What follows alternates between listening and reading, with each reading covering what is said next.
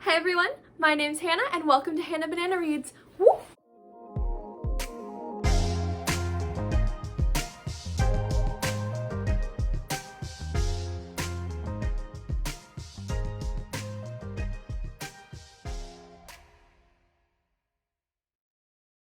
So many things to say. So much. Oh my goodness. Okay, so much. There's just...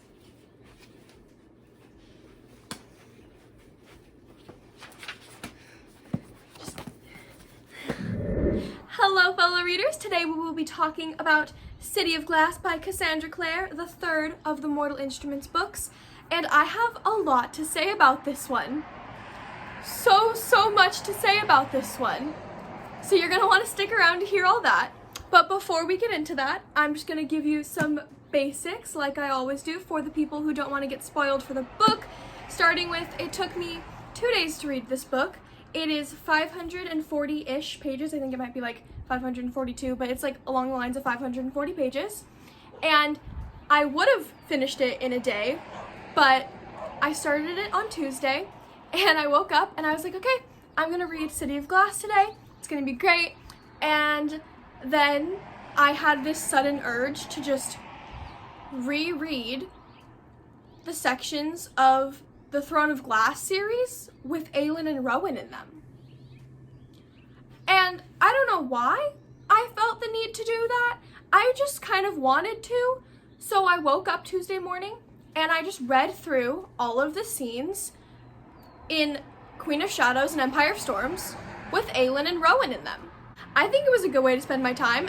It took me a while. There's a lot of scenes with them in them, but I just love them. And I miss this series. I miss them. I miss my fae babies. I miss them. And so I just went through and reread a lot of chunks of those two books. But then I ate lunch and started City of Glass. So I read about 300 pages the first day and then finished up with the last like 240 pages the next day. I finished this last night, and so I have all of my thoughts fresh in my head coming at you right now. Whoosh. Okay, so if you haven't read City of Glass, or if you're saying to yourself, I don't know what the Mortal Instruments series is, I have book talks on City of Bones and City of Ashes, which are the books that come before this one. So if you want like a basic plot synopsis of what this series is all about, go head over and watch the beginning of the City of Bones book talk, because I go over what the series as a whole is about in that one. But just to get you intrigued, since you're already here, demon hunters, and they're awesome. So you should go get this book. Like, get the first one, go get City of Bones. But demon hunters and vampires and werewolves, and just go get the book. Just go get the series. So that's gonna be the non-spoilery section for City of Glass. If you don't want to be spoiled for it, go watch the other ones. So I'm just gonna wait.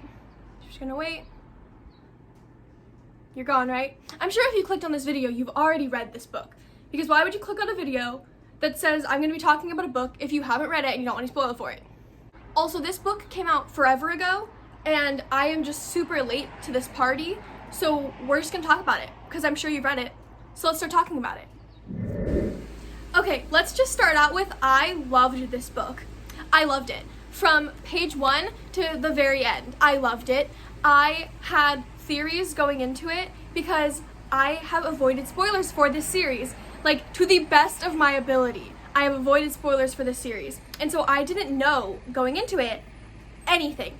I only knew that characters like survived. So like if a character was like, oh, they might die, like I knew they lived because I have seen the cover art for the books going forward. You know what I'm saying. You're here because you have read the book. I knew that Jace didn't die because I've seen the cover art for the books going forward, and he's on it, and I was like, well, that wouldn't make sense if he was dead. So I knew Jace didn't die. That scene still scared the heck out of me, because I was like, well, what do you mean? Like, he can't be dead. He's not dead. So what is this getting stabbed in the heart business? I don't like it. I really didn't like it. But we'll get to that later. Okay, we'll start with the start, because that's where you should start things, at the beginning. I just jumped to the very end. It's fine. Let's just start at the beginning. We'll go back. this book starts out with Jace and Simon and Clary wants to go to Idris to save her mom. And Jace just wants to protect her, so he wants her to stay back, and so he meets up with Simon. And that, let me just tell you, Simon in this book, this is the most I've ever liked Simon. Because if you have seen my book talks for the other 2 books in the series, I strongly disliked Simon for so very long. I did not like him whatsoever. I thought he was a whiny little puppy, but he's not a whiny little puppy anymore. And so I liked Simon in this book. And so when Jace calls Simon to the Institute to try to convince Simon to talk to Clary and ask her to stay home, and it's just because Jace wants to protect her, and also because being around her is hard for him, because of course it is. Like, when you're in love with someone and you can't be with them, like, that's gonna be hard for you. And I like the Jace and Simon, like, romance that we kind of see sparking up in this book. Like, I like that they're becoming friends, even if it's just because of Clary. Like, that's something. Like, Jace could not stand Simon, Simon could not stand Jace, but now here they are helping each other for the sake of Clary, and it was gorgeous. I loved it. But of course, nothing goes as planned. So Simon and Jace both go through a portal to Idris without Clary. So I mean, that kind of worked. But they were attacked, so that didn't work in their favor. They just got attacked, and so they had to pull Simon through, which leads to Simon getting thrown in jail. So that, let's talk about Simon getting thrown in jail. I knew that was gonna happen. Like, how could you just believe that these council people, that all of these pompous shadow hunters are just gonna let a vampire go? They're just gonna let him go? Like, no, of course they're not gonna let him go. How stupid can you get, Alec? Like, Alec takes him up there and then goes back down, and Jace knows something's up because Jace is like, well, did you see him go through the portal? And Alec's like, no, it's fine. Like, Alec, it's not fine. But I love Alec, so I can't be mad at him. I love his character in this book. The characters in this book, just, I love every single one of them 10 times more because of this book.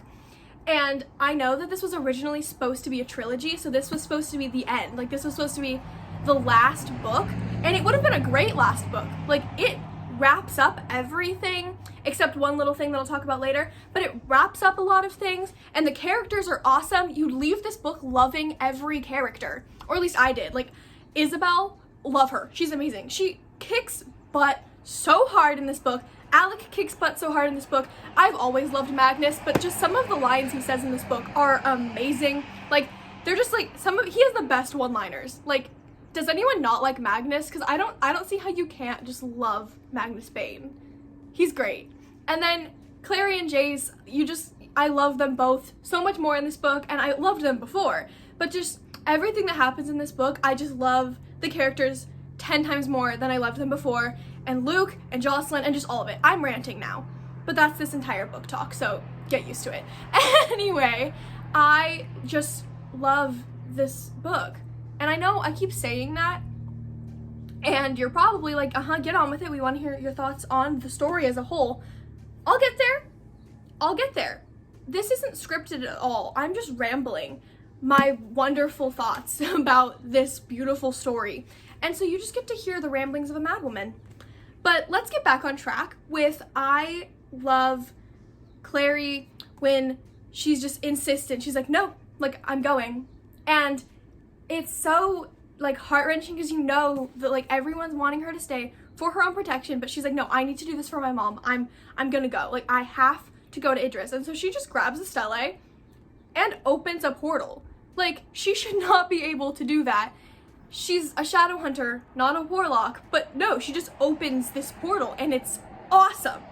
Like, I cannot express how cool it is to see Clary kind of becoming a shadow hunter, because she was not grown up in this world.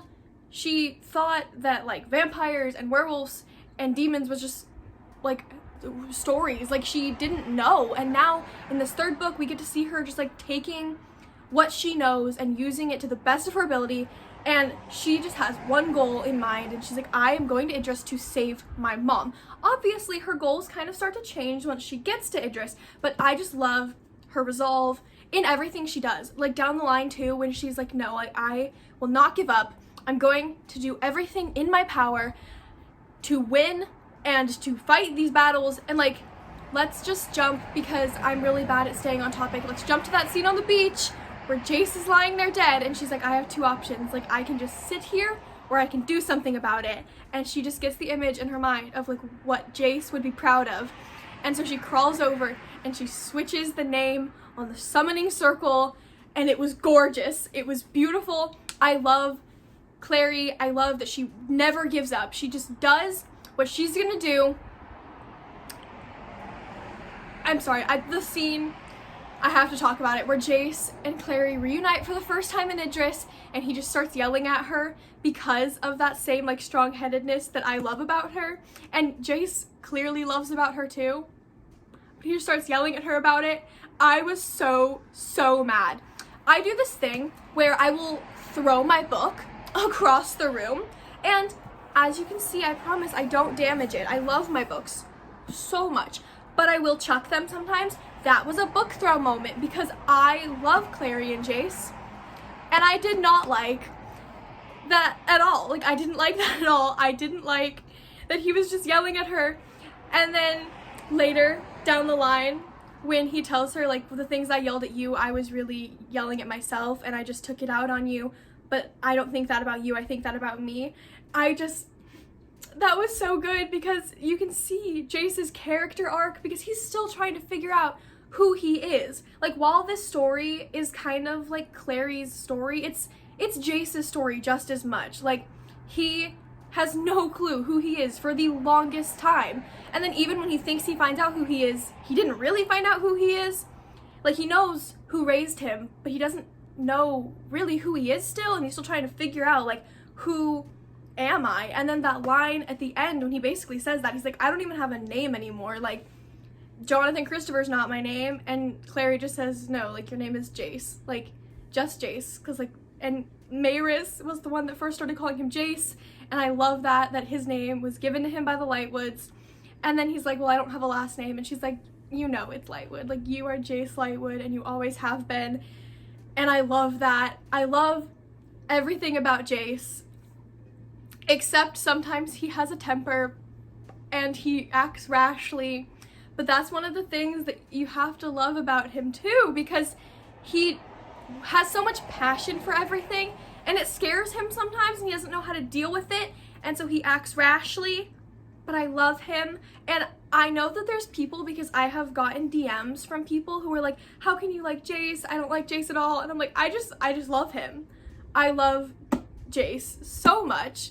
I think he's a great character. I love his entire character arc in these first 3 books. It's great. It's beautiful. I just love it. I love him. And I could talk about him forever, but I shouldn't. I should move on to more plot-based things, because I've looked back on my book talks and I realize I mostly talk about the characters, which that's what I'm really passionate about when I read books, is characters, but I also care about the plot. And so I don't want you guys to think that I don't read books for the plot, because I really do.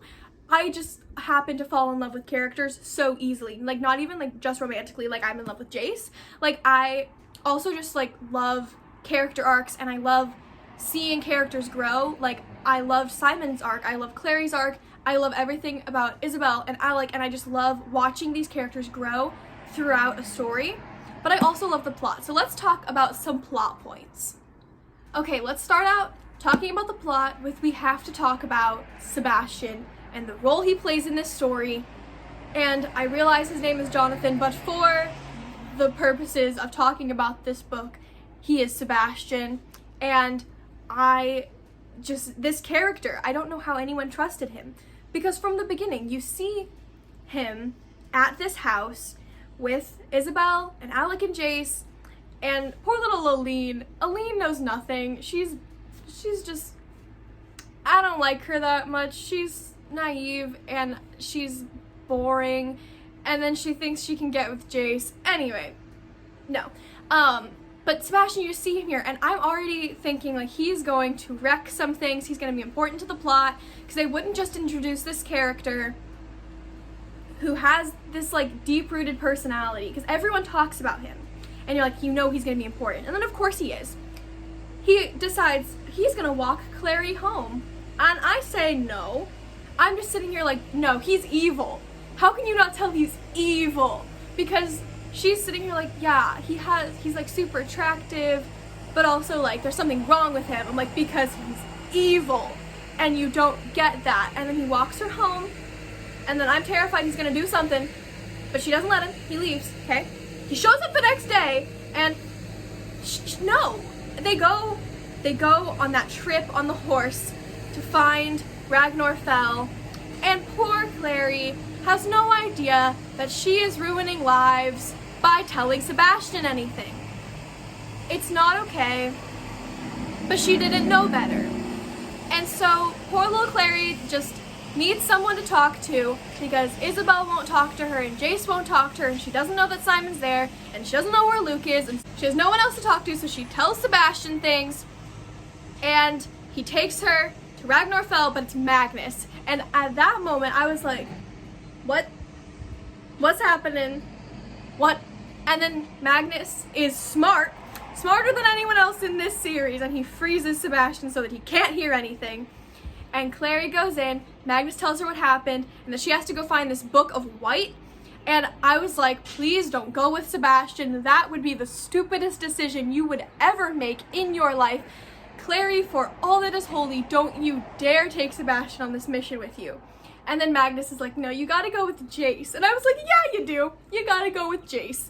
And so then they go back out the door, they unfreeze Sebastian, and Sebastian's like, I'm gonna take you somewhere, and takes her to the ruins of the house she never lived in.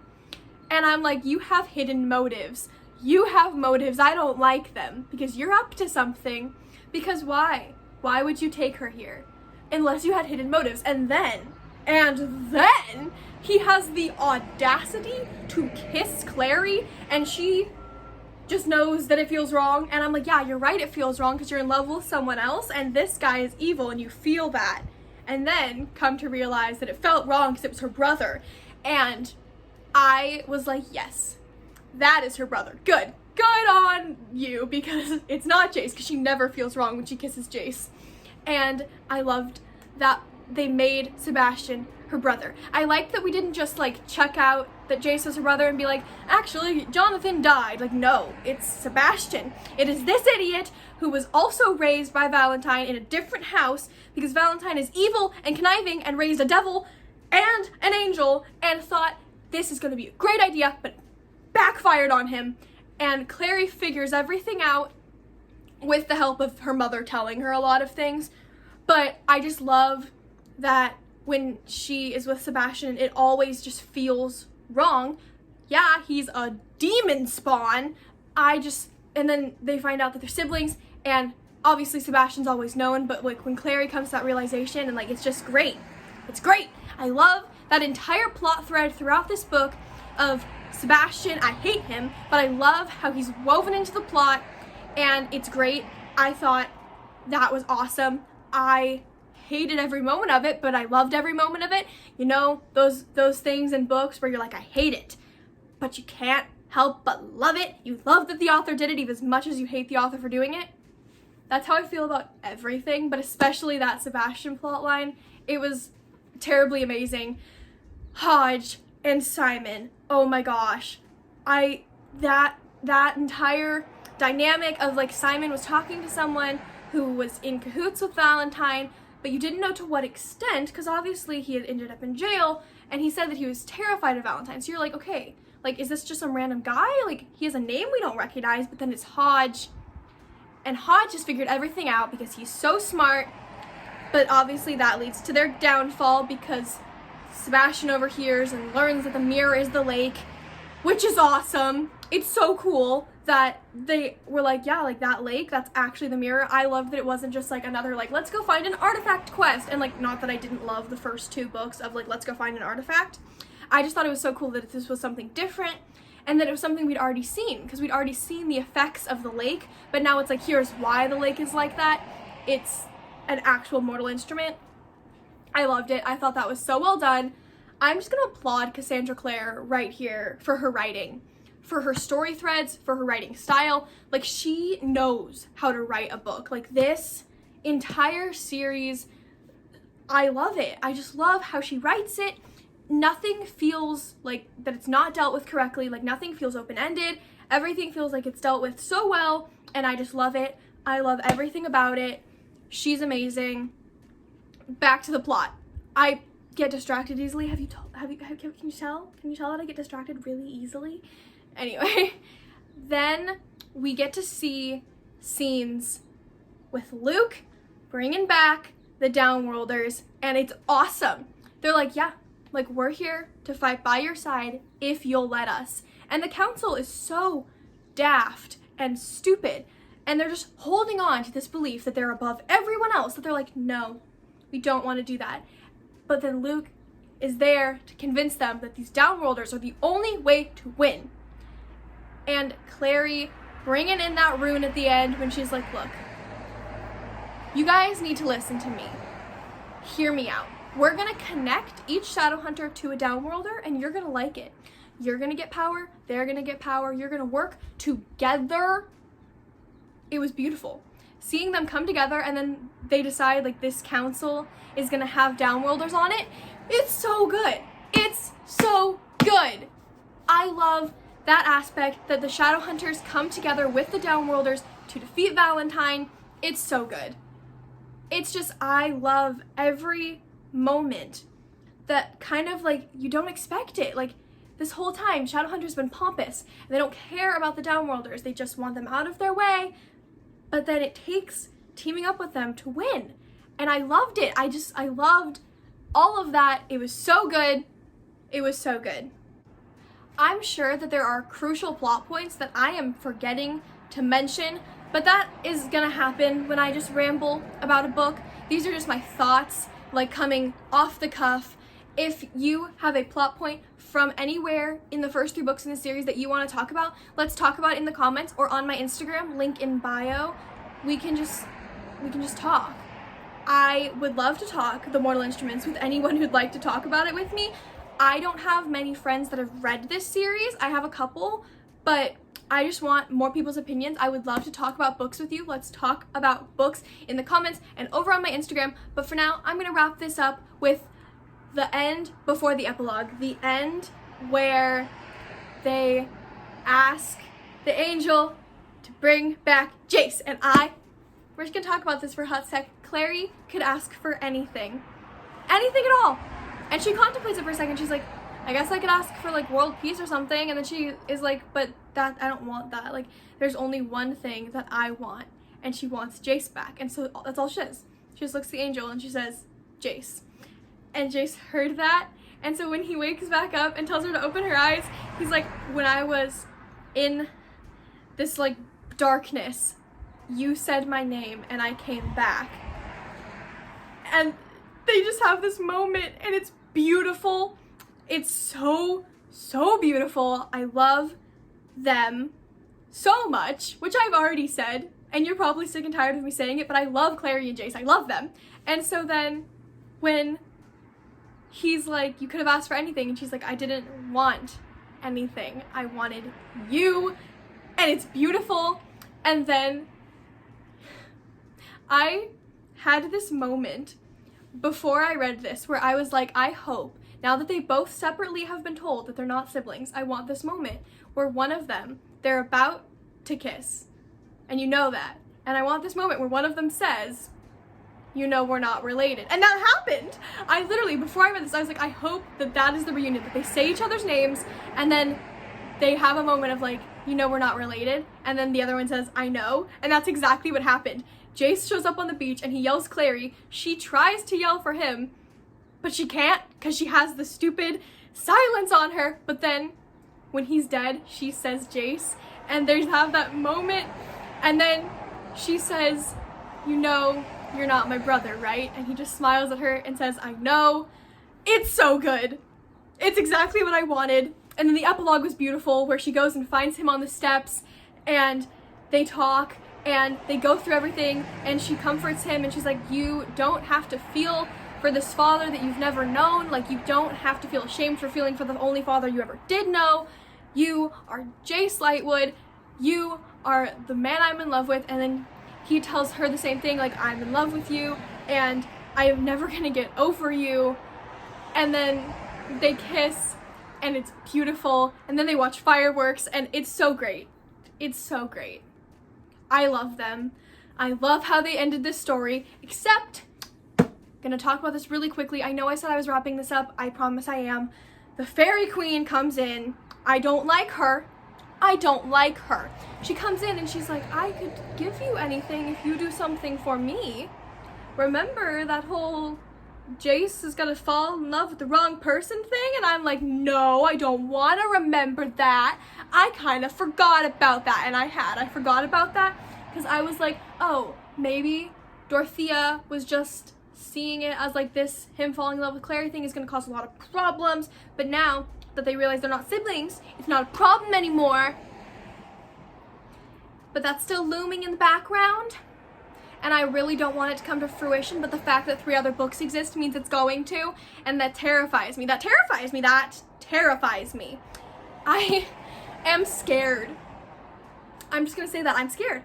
I'm scared for the next 3 books because this one ended beautifully. It ended so well. It was gorgeous. It was gorgeous. It was gorgeous. I loved the ending. And so in my head right now, Clary and Jace are just happy. They're happy. And Simon and Isabel are happy because I ship that so hard.